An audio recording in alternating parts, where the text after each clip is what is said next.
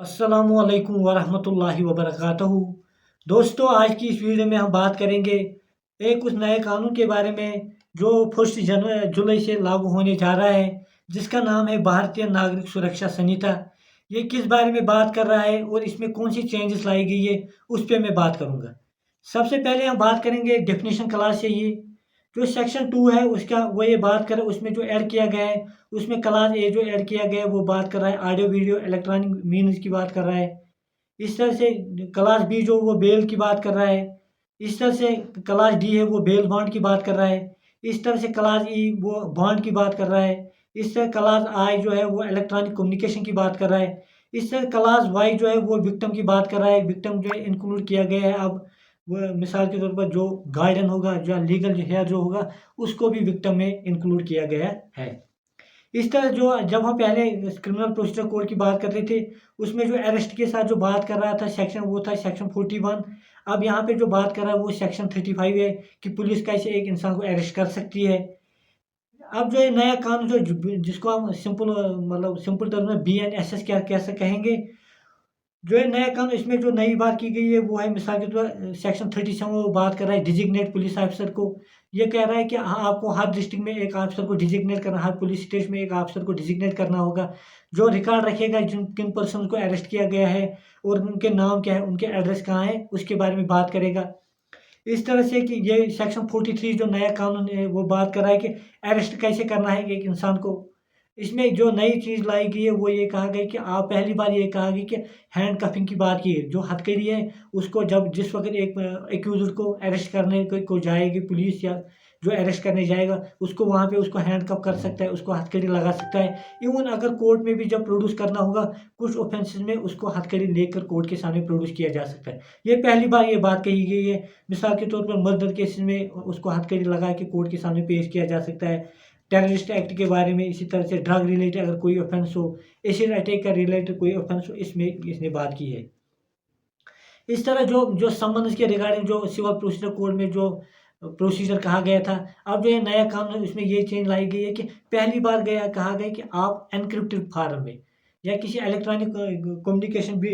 जो भी होगी उस सूरत में भी, मतलब एन्क्रिप्टेड फॉर्म में भी, मिसाल के तौर पर व्हाट्सएप के थ्रू भी अब आप समन उसको भेज सकते हो। वो होना ये चाहिए कि जो वो समन्स हो उस पे कोर्ट की सील होनी चाहिए या डिजिटल सिग्नेचर होना चाहिए कोर्ट का, उससे भी अब आप समन्स इशू कर सकते हैं। पहले ये था कि आप जो पहला कानून था वो उसमें हम डायरेक्ट एन्क्रिप्टेड समन्स की बात नहीं हो रही थी, इलेक्ट्रिक कम्युनिकेशन की बात नहीं हो रही थी। इसमें ये चेंज लाई गई है। इस तरह से और जो स्टेट गवर्नमेंट है वो इसके बारे में रूल्स बताएगी कि इलेक्ट्रॉनिक कम्युनिकेशन थ्रू जो समन्स होंगी वो कैसे इज़्रा होंगी।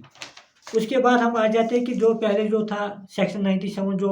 सिविल क्रिमिनल प्रोसीजर कोड का था, वो था बात कर रहा है सर्च ऑफ पर्सन रॉन्गफुली कन्फाइनेड। अब जो ये नए कानून है इसमें सेक्शन 100 इसकी बात कर रहा है कि कोर्ट इसे इशू कर सकता है वारंट किसी बंदे को, अगर किसी ने किसी आदमी को, किसी बच्चे को अगर किसी ने नाजायज़ तौर पे या गैर कानूनी तौर पे बांध रखा होगा या अपनी कस्टडी में लिया होगा, कोर्ट एक वारंट इशू कर सकता है और उसको उसको वहाँ से वागुज़ार कर सकता है। इस तरह से अगर किसी जगह मतलब कोई मशकूक प्रॉपर्टी पड़ी हो, जिसके बारे में पहले सेक्शन 102 बात कर रहा था, अब जो ये नया कानून है इसमें सेक्शन 106 इसके बारे में बात कर रहा है कि पुलिस कभी किसी प्रॉपर्टी को कैसे सीज़ कर सकता है। उसके बाद जो मेंटेनेंस के रिगार्डिंग जो पहला काम था क्रिमिनल प्रोसीजर कोड में, उसमें सेक्शन 125 टू 128 बात कर रहा था। जो ये नया कानून है उसमें 145 145 146 47 बात कर रहा है। इसमें जो थोड़ी बहुत चेंजेस लाई गई वो सेक्शन 145 में लाई गई है। उसमें ऐड किया गया एक क्लास डी ऐड किया गया। उसमें पहली बार कहा गया कि जहाँ पे फादर और मदर जहाँ पे वो रह रहे होंगे वहाँ पे भी वो केस फाइल कर सकते हैं। क्लास डी में ये ऐड किया गया है। उसके बाद हम सेक्शन 163 की बात कर रहे हैं कि जो हमारे पहले जो कानून उसमें जो सेक्शन 144 जो आमतौर पे दफ़ा 144 की जो हम बात कर रहे थे, अब जो नया कानून है उसमें उसके बारे में सेक्शन 163 बात कर रहा है और अंदर से उतनी कोई चेंज वैसे नहीं लाई गई है। इस तरह से अब जब हम देखते हैं कि एफआईआर की बात जब हम करते थे, पहले इसके बारे में सेक्शन 154 क्रिमिनल प्रोसीजर बात कर रहा था। अब जो नया कानून आएगा उसमें सेक्शन 173 इसके बारे में बात कर रहा है कि मगर जो ये नए कानून में जो चेंज लाई, पहली बार कहा गया है कि जो भी कॉग्निजेबल ऑफेंस होगा, आप कहीं पे भी एफआईआर उसके लिए लॉन्च कर सकते हो, जिसको हम ज़ीरो एफआईआर भी कहते थे। पहले ये था कि जहाँ पे आपके साथ अगर कोई क्राइम पे वजूद में आ चुका होगा, जो वहाँ कंसर्न ज्यूरिडिक्शन का थाना होगा वहाँ पे करते थे। अब आप किसी भी थाने में अगर क्राइम हुआ होगा वहाँ पे आप अपनी रिपोर्ट कॉग्निटिव ऑफेंस में फाइल कर सकते हो। इसमें दूसरी चीज़ ये कही गई कि अगर कोई भी ऑफेंस जिसकी सज़ा 3 साल से 7 साल के दरमियान हो और जो कंसर्न ऑफिसर होगा अगर उसको लगे कि इसमें पहले इंक्वायरी होनी चाहिए, वो जो कंसर्न डीएसपी होगा वहाँ से उसकी परमिशन लेके उसमें प्रिलिमिनरी इंक्वायरी कर सकता है, तभी उसमें वो उसके बाद ही वो एफआईआर फाइल कर सकता है। अब अगर उसको कहीं लगे कि पहले prima facial on the face of it कि नहीं इसमें इंक्वायरी की जरूरत, डायरेक्टली हम एफआईआर फाइल कर सकते हैं, वो वैसा कर सकता है। इस तरह से मतलब इलेक्ट्रॉनिक कम्युनिकेशन के थ्रू भी एफआईआर अब आप फाइल कर सकते हो, जिसको हम ई एफआईआर भी कहेंगे, और उसके 3 दिन के अंदर आपको वहाँ जहाँ जहाँ थाने में इसने आपने फाइल किया होगा वहाँ पे उसके बाद साइन भी कराने होंगे। उसके बाद जो है सेक्शन 175 जो बात करें, पुलिस ऑफिसर के जो पावर्स ऑफ इन्वेस्टिगेशन वर्क, उसने कोई जो पब्लिक सर्वेंट हो कोई काम किया होगा या कोई क्राइम कहा उसके खिलाफ मतलब शिकायत आई होगी या कंप्लेंट हुई होगी, उस सूरत में डायरेक्टली पुलिस इन्वेस्टिगेशन नहीं कर सकता है जब तक वो जो कंसर्न जो सुपीरियर ऑफिसर वो कोई रिपोर्ट ना फाइल करे उसके बारे में, या उस ऑफिसर से जो पब्लिक सर्वेंट होगा उससे कहेंगे कि आप बताओ कि आपने ये क्राइम क्यों किया, उससे भी उसके असर्शन सुने जाएंगे तभी एफआईआर फाइल हो सकती है। Section 176 procedure for investigation, investigation के लिए जो प्रोसीजर है उसमें जो चेंजेस लाए गए नए कानून उसमें मैं बात करूंगा। वो ये है कि अब अगर कोई ऑफेंस है जिसमें 7 साल से ज़्यादा की सज़ा है, किसी ने कोई क्राइम में मुलवस पाया गया जिसमें सज़ा है 7 साल से ज़्यादा की, उस सूरत में ये नया कानून ये कह रहा है कि जो फार्मेसी एक्सपर्ट है वो जो प्लेस ऑफ क्राइम है वो वहाँ पे जाएगा और वहाँ पे वो जो भी होगा वहाँ पे उसकी वो रिपोर्ट लेगा, और उस रिपोर्ट जब वो वहाँ पे प्लेस ऑफ क्राइम पे जाएगा उसको audio video electronic communication through medium जो है वो मोबाइल फ़ोन हो या वीडियो का मतलब वीडियो के थ्रू उसकी वो वहाँ पे रिकॉर्डिंग भी ले लेगा और उसकी वीडियो भी लेगा जो वो क्राइम सीन होगा। इस तरह से जो सेक्शन 181 जो सेक्शन 161 क्रिमिनल प्रोसीजर कोड की बात कर रहा है, जो पुलिस के पास सामने एक एक्यूज स्टेटमेंट दे रहा था या विटनेस स्टेटमेंट दे रहे थे, इसके साथ सेक्शन 181 जो क्रिमिनल प्रोसीजर कोड है वो बात करेगा। इस तरह सेक्शन 183 जो हम पहले 164 में जो हम स्टेटमेंट दे रहे थे उसके जो रिप्लेस किया है वो सेक्शन 183 जो है नया कानून है उसमें रिप्लेस किया गया है, और जो इसमें ऐड किया गया है वो जो पहले हमारे यहाँ ये रहता है कि एनी मेट्रोपॉलिटन मजिस्ट्रेट या जुडिशल मजिस्ट्रेट के बारे में बात कर रहा था। इसमें इसको रिप्लेस करके एनी मजिस्ट्रेट ऑफ जो डिस्ट्रिक्ट होगा वो इसमें अब वो स्टेट में रिकॉर्ड कर सकता है। इसी तरह जो सर्च सेक्शन 185 जो नया कानून है वो जो बात कर रहा है सर्च जब पुलिस ऑफिसर किसी जगह करे उसमें अब कंपलसरी किया गया है कि जब वो वहाँ पे सर्च करे किसी जगह को वहाँ पे ऑडियो वीडियो इलेक्ट्रॉनिक मीन्स से प्रेफरेबली मोबाइल फ़ोन से उसकी रिकॉर्डिंग रखे। इस तरह से अब अगर 24 घंटे के अंदर इन्वेस्टिगेशन कंप्लीट नहीं होती थी, जैसे सेक्शन 167 जो क्रिमिनल प्रोसीजर कोड की बात कर रहा था, अब जो नया कानून है वो सेक्शन 187 इसके बारे में बात करता है, और ये कह रहा है कि अगर आपको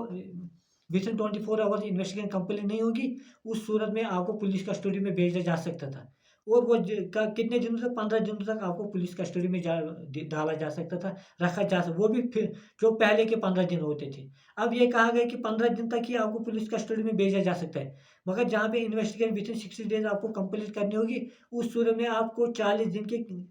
दिन के अंदर कोई भी 15 दिन के अंदर आपको पुलिस कस्टडी में रखा जाएगा। अगर 90 डेज में आपको किसी क्राइम में इन्वेस्टिगेशन कंप्लीट करनी होगी उस सूरत में आपको 60 दिन दिए जा सकते हैं कि उनमें आप कोई भी 15 दिन चूज़ कर सकते हो जिसमें आपको उस मतलब एक्यूज़र की जो जिसने जुर्म किया होगा उसकी मतलब कस्टडी पुलिस कस्टडी ले सकते हो। इस तरह जो सेक्शन 173 जो कह रहे थे पुलिस रिपोर्ट जब पुलिस आपकी फाइनल रिपोर्ट पे वो जमा करती है जिसको हम चालान पेश करते थे कोर्ट के सामने, उसमें भी कुछ चेंज लाई गई है। मिसाल के तौर पर जो अमेंडमेंट में जो इस कानून में कहा गया है जो सेक्शन 193 कह रहा है, उसमें पहली बात ये कि जो पॉक्सो रिगार्डिंग जो ऑफेंसेस थे 4 सेक्शन 4 के अंदर 6 के अंदर 8 के अंदर उसमें ये कहा गया कि उसमें जो आपको इन्वेस्टिगेशन कंप्लीट करनी है वो विथिन 2 मंथ्स करनी है। इस तरह से ये भी कहा गया कि जब आप पुलिस रिपोर्ट जब आप चालान पेश करो उसको थ्रू इलेक्ट्रॉनिक कम्युनिकेशन भी आपको मतलब पेश करना होगा। इस तरह ये भी कहा गया कि जो एक्यूज़ जिसने कंप्लेंट की होगी उसको आप विथिन 60 डेज़ या 90 डेज़ के अंदर आपको उसको बताना होगा कि केस की प्रोग्रेस कहाँ पहुँची है। इस तरह ये भी कि जो पहले फर्दर इन्वेस्टिगेशन की बात होती थी, अब जो सेक्शन 193 उसमें एक्सक्लूसिवली कहा गया है कि जो कोर्ट है with the permission of court आप फर्दर इन्वेस्टिगेशन भी करा सकते हो, वो भी बात कही गई है। कोर्ट के सामने आपका ऐसे प्रोसीडिंग शुरू होती थी, वो प्राइवेट कंप्लेंट होती या पुलिस रिपोर्ट होती थी या सो मोटो कोर्ट मतलब कॉग्निजन ले लेता था किसी केस की। अब ये कहा गया अगर किसी पर्सन ने कोई किसी क्राइम के बारे में इंफॉर्मेशन कोर्ट को दी, या किसी पर्सन को किसी स्पेशल लॉ ने डिजिग्नेट किया होगा कि वो कोर्ट के सामने मतलब कंप्लेंट फाइल कर सकते हैं, वो कोई चीफ जुडिशल मजिस्ट्रेट मेट्रोपॉलिटन या चीफ जुडिशल मजिस्ट्रेट या इन्हीं में अदर मजिस्ट्रेट के पास वो कंप्लेंट फाइल कर सकता है। पहली बार कहा गया कि अगर किसी स्पेशल स्पेशल कानून ने किसी पर्सन को एंटाइटल किया, उसको पावर दिया कि वो कंप्लेंट फाइल कर सकते हैं, उसको इसमें इंक्लूड किया गया है।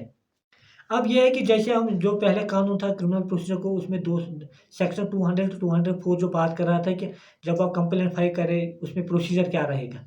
उसमें पहली बात ये थी जो अब नया कानून जो आ रहा है उसमें सेक्शन 223 रिप्लेस किया है किसको, सेक्शन 200 को। जैसे एग्जामिनेशन ऑफ कंप्लेंट, जब भी कोई कंप्लेंट फाइल होती थी उसमें कहा गया था कि कंप्लेंट को सुना जाए, उसको ऑन ओथ उससे स्टेटमेंट रिकॉर्ड किए जाए, विटनेसेस के स्टेटमेंट रिकॉर्ड किए जाए। अब ये इतना जो ये चीज़ होता है, अब इसमें जो ऐड ऑन किया गया, जो अहम चीज़ ऐड की गई वो ये कि कोर्ट तब तक कॉग्निजेंस नहीं ले सकती है, मजिस्ट्रेट तब तक कॉग्निजेंस नहीं ले सकता है जब तक कि वो एक्यूजर को भी ना सुने।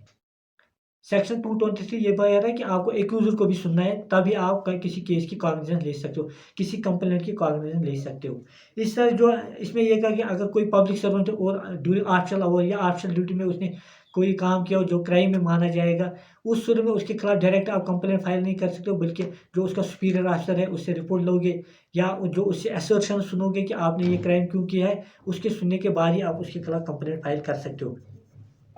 इस तरह जो चार्ज के रिगार्डिंग सेक्शन जो है जो पहले रहते थे, अब इसमें जो मेन चीज़ जो ऐड की गई वो सेक्शन 242 जो नए कानून में ऐड की गई है। उसमें ये कहा गया है कि अगर आप विथ 1 ईयर, जो पहले था 3 के अगर सेम नेचर के केसेस होंगे, आप उसमें एक ही ट्रायल में उनको सुनाया जा सकता था। अब इसमें जो ऐड किया गया कि आप अप टू 5 मतलब आप अगर उसके खिलाफ 5 नंबर तक के केसेस हो गए, 5 केसेस जिसमें वो सेम ऑफेंस में चार्ज किया गया, विद इन 1 ईयर उससे सरजद हुए, उसको एक ही ट्रायल में सुना जाएगा। उसके बाद है कि स्पेशल ट्रायल वो सेशन कोर्ट, उसके रिगार्डिंग जो सेक्शन डील करते हैं वो सेक्शन 248 to 260 या BNSS। इसमें पहली बात जो मुझे लगता है कि ऐड ऑन की गई वो सेक्शन 250 में है, वो कि डिस्चार्ज कैसे हो सकता है एक पर्सन को। उसमें ये कहा है कि अगर कोई इंसान को जब भी किसी केस को सेशन कोर्ट को कमिट किया होगा, चीफ जुडिशल मजिस्ट्रेट ने जब सेशन कोर्ट की तरफ कमिट किया हो केस को, उस समय विद इन 60 डेज वो अगर उसको डिस्चार्ज के लिए एप्लीकेशन देनी होगी एक्यूज को, वो सुनी जाएगी।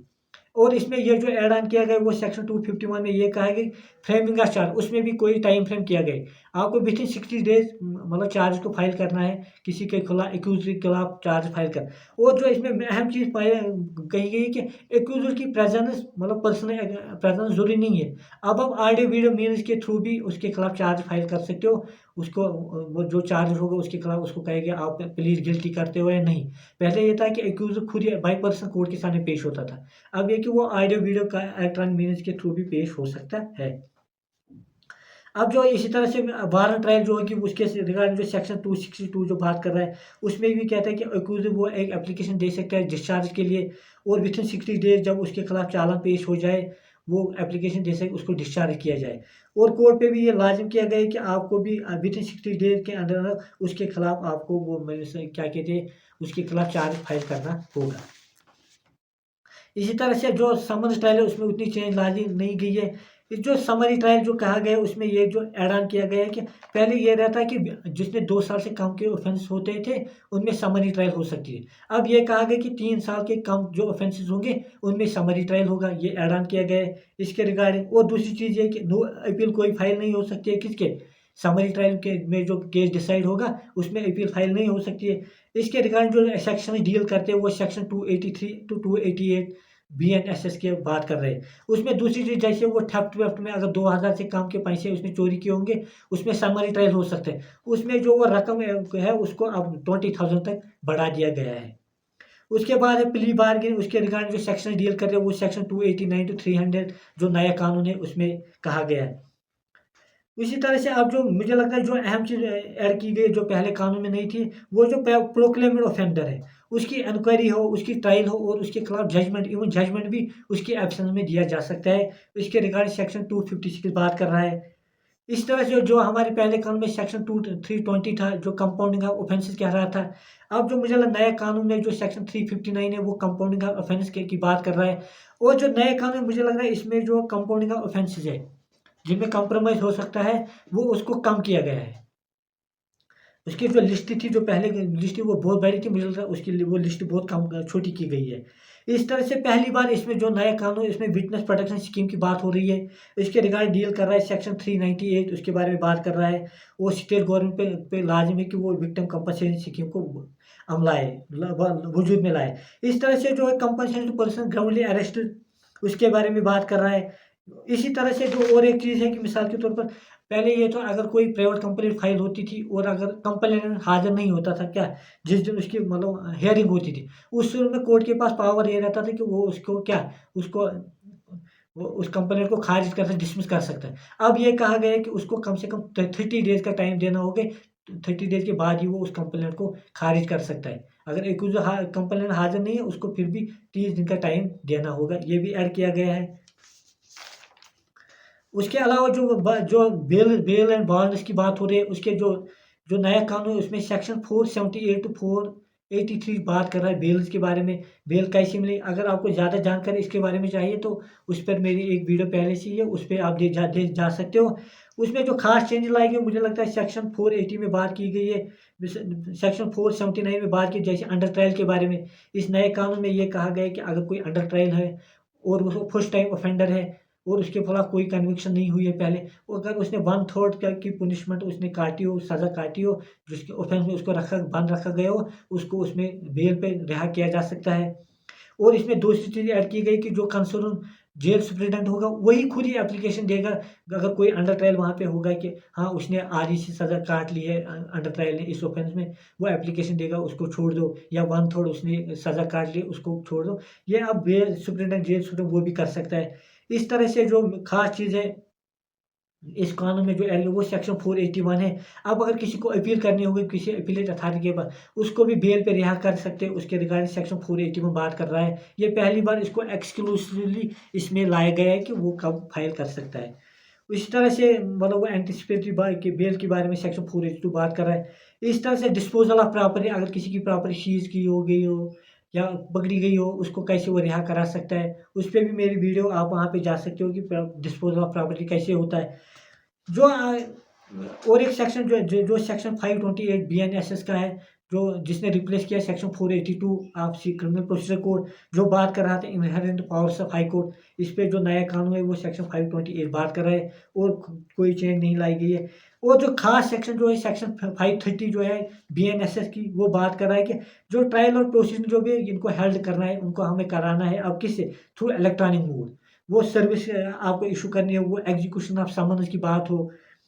वो एग्ज़ाम कंप्लेनेंट के एग्ज़ामिनेशन हो, वो विटनेसेस का एग्ज़ामिनेशन हो, इस तरह अपीलेट प्रोसीडिंग हो या कोई और प्रोसीडिंग हो, उन सब में आपको इलेक्ट्रॉनिक मोड के थ्रू इस्तेमाल में लाना होगा। और उसमें कहाँ मतलब इलेक्ट्रॉनिक मोड के थ्रू ये प्रोसीडिंग होनी, ये ट्रायल होगी। थैंक यू, शुक्रिया।